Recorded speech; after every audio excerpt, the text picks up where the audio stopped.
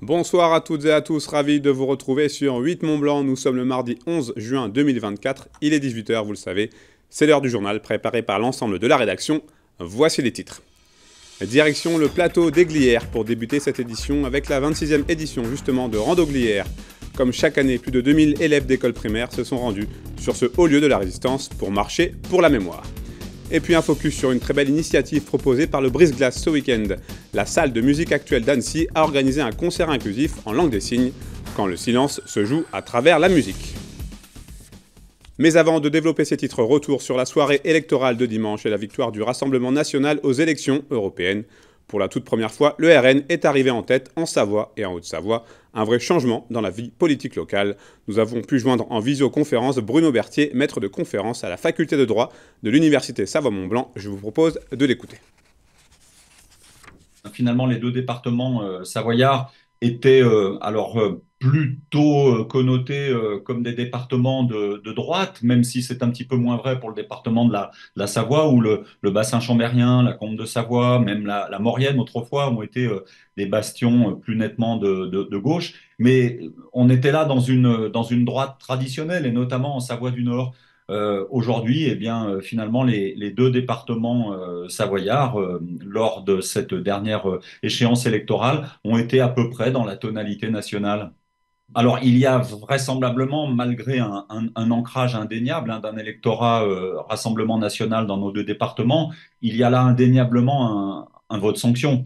Et avec un électorat qui s'est reporté là sur le RN dans le cadre de cette élection, qui est peut-être un petit peu plus volatile, qui ne se retrouvera pas forcément en entier sur les candidats présentés par le RN lors des prochaines législatives. Il y a vraiment un effet sanction de la politique gouvernementale et de la personne même du chef de l'État qui a joué ici à plein, comme dans le reste finalement du territoire national. Dans le cadre d'une élection législative, et surtout quand le délai de campagne est très très court, la prime va quand même au sortant habituellement parce qu'il convient d'être enraciné dans un territoire.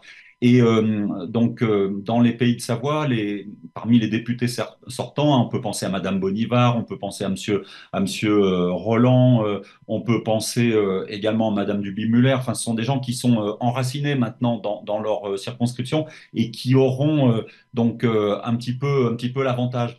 Le handicap pour le Rassemblement national en Savoie, c'est la jeunesse des candidats. Les jeunes candidats qui vont être présentés sont beaucoup moins connus. Il y a vraiment un renouvellement de génération et ça, c'est un peu un handicap pour le Rassemblement national. Depuis 1998, le département de la Haute-Savoie organise chaque année Rando Glières. Cet événement réunit des élèves de CM2 du département sur le plateau des Glières. Ce rendez-vous dédié au devoir de mémoire a pour objectif de transmettre à chaque génération l'histoire d'un haut lieu de la résistance française. Pour la commémoration, chaque classe a présenté un haïku, un poème très bref d'origine japonaise. Reportage de Jules Demers sur place. 80 ans plus tôt, 129 maquisards perdaient la vie ici, sur le plateau des Glières. Ils participaient à la libération de cette parcelle de France où pendant 2 mois, au début de l'année 1944, le drapeau français sera levé tous les matins. Pour cette 26e édition de la Rando Glières, une page se tourne. Le 80e a, si vous voulez, une notion particulière pour nous, parce que c'est la première année où nous n'avons plus de rescapés des Glières.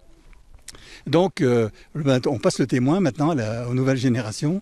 Et c'est ce que l'on fait, si vous voulez, en travaillant avec les écoles, en faisant monter les enfants ici. Et donc, pour nous, c'est quelque chose qui est fondamental dans la poursuite, si vous voulez, de notre association. Sur 4 jours, 2000 élèves issus de 80 classes de CM2 du département de la Haute-Savoie se sont rendus sur site. Cette sortie vient clôturer un travail de mémoire entamé au cours de l'année. Les élèves ont tous préparé un haïku et puis un élève va le lire devant tous les autres. Et puis on a parlé aussi un petit peu de la Deuxième Guerre mondiale et puis de la résistance et des événements qui se sont passés sur le plateau en 1944. Pour cette classe de l'école de Novelle à Annecy, Sarah a lu le haïku à l'ensemble des élèves réunis devant le monument national à la résistance. C'est un peu stressant. Je suis excitée aussi.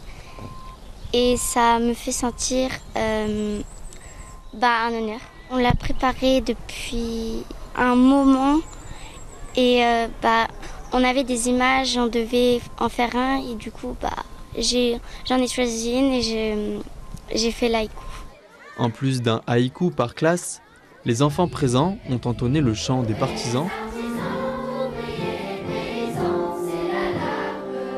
Organisé par le département, des animations sont mises en place en plus de la randonnée pour arriver sur le site. Les attentes de la journée dépassent l'aspect historique. Il y a tout un parcours sportif, éducatif et puis de sensibilisation à ce qu'est la montagne. Les alpages, l'environnement, la montagne l'été, la montagne l'hiver. Donc c'est pas qu'une journée de devoir de mémoire. Le devoir de mémoire est au cœur de la journée, mais c'est une journée qui est consacrée à tout un volet éducatif. C'est sur le temps scolaire. Donc les CM2 qui repartent de cette journée en général sont transformés, surtout ils s'en rappellent.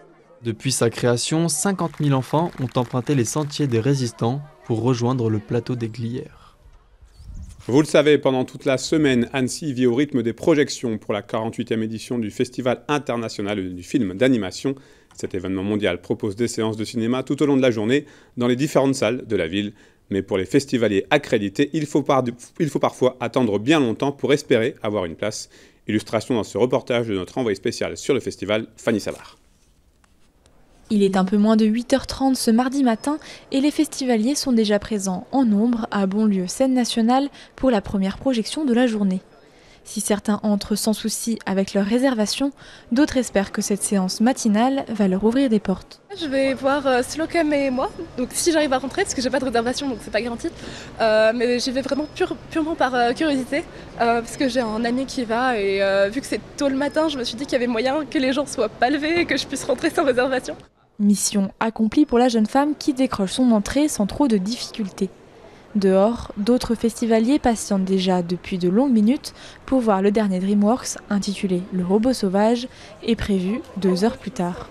Depuis 6h40 on attend là. Mais après c'est cool les queues à Annecy, il y a des gens avec qui parler et tout. En général c'est chill, ça passe mieux que d'autres queues quoi.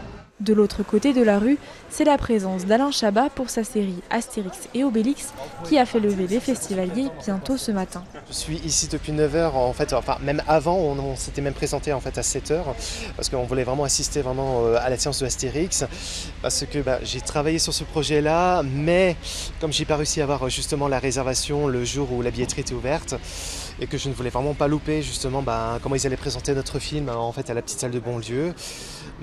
J'étais un peu motivé pour me lever très tôt ce matin. Il doit rester encore, je dirais à peu près encore 5h30 d'attente. 600 mètres plus loin, à la salle Pierre Lamy, une conférence en présence de grands noms du 7e art, Richard Curtis et Simon Otto, a déplacé les foules.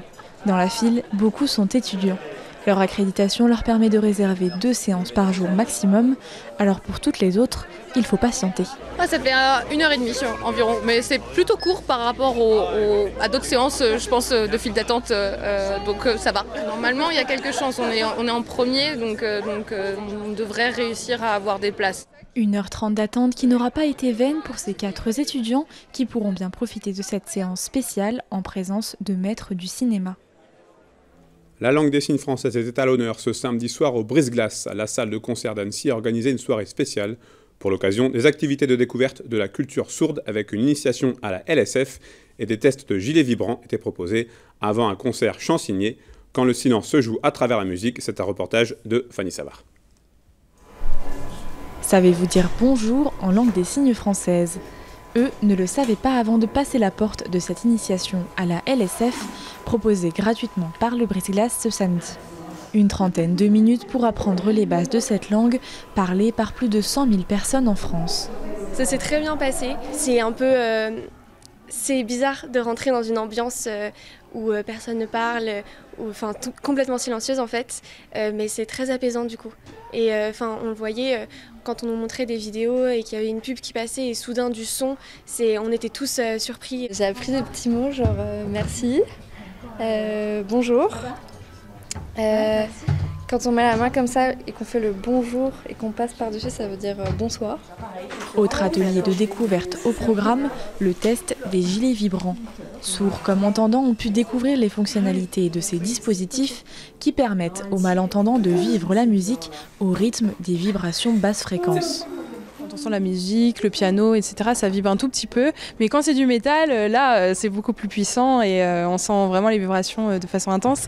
Et donc là, ça donne envie de bouger, quoi. Au niveau du son, du bruit, on peut entendre les tambours, les bruits, les sons en général. Mais les chants, la voix, tout ça, on ne peut pas entendre. Ce que dit le chanteur, ça, on n'entend pas du tout. Et donc le gilet vibrant, c'est uniquement pour les vibrations et le chant, ça va être en langue des signes. Donc là, ça va être visuel et c'est ça qui va attirer plus. Et justement, ce soir-là, c'est un concert chansigné qui a pris place dans la grande salle du Brise-Glace. Sabrina Carlioz, interprète sourde, est montée sur scène pour traduire les paroles de 8 morceaux du groupe Mélatonine, guidée par sa traductrice Emily Wilson. Sur la dernière chanson, c'est toute la salle qui a entonné le refrain en langue des signes. Une percée de la culture sourde dans l'univers musical qui a conquis le public.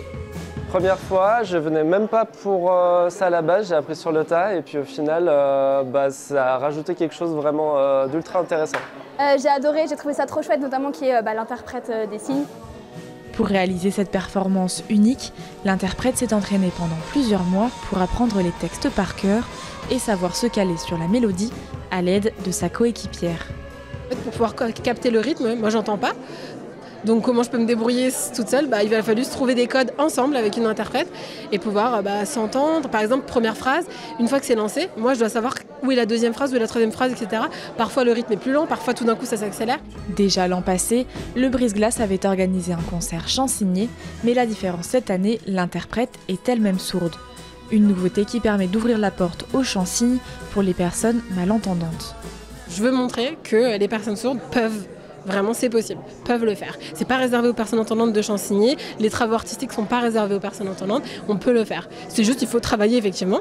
Et aussi c'est un modèle aussi pour les enfants sourds pour l'avenir, je trouve, ça leur dit qu'en fait je peux rêver de ça, je peux rêver de chansigner, d'être sur scène, etc.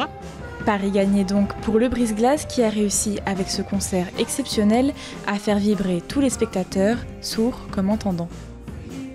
C'est la fin de cette édition. Merci à vous pour votre fidélité à l'information sur 8 Mont Blanc. Merci à toute l'équipe. Dans un instant, le bulletin météo de Thierry Paulme. Je vous retrouve mercredi pour un nouveau journal sur 8 Mont Blanc. Même endroit, même heure. Passez une très belle soirée.